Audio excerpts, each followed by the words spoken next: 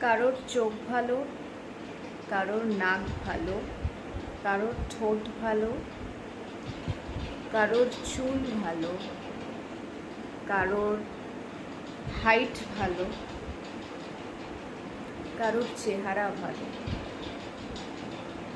কারোর রং সুন্দর উজ্জ্বল, কারোর রং চাপা। কিন্তু সৌন্দর্যতা কি শুধু রং দিয়ে হয়? আমার তো মনে হয় না। কালো হোক বা ফর্সা হোক, যাদের চোখ, নাক, ঠোঁট, মুখশ্রী এগুলো সুন্দর, তারা সত্যি সুন্দর। তার মধ্যে আর যাই হোক, রংটা ঠিক আসে না।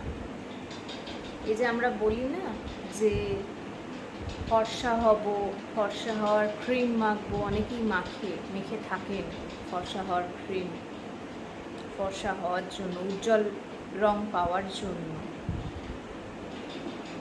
বাট সত্যি কথা বলতে, গায়ের রং দিয়ে আর যাই হোক, সুন্দর একটা মানুষ যে সুন্দর সেটা বোঝা যায়।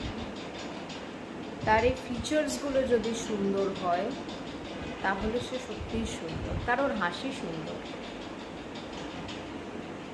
তাই বলছিলাম কি, ইনসিকিউরিটিটা ছেড়ে নিজে যেমন আছো সেরকম থাকতে শেখো।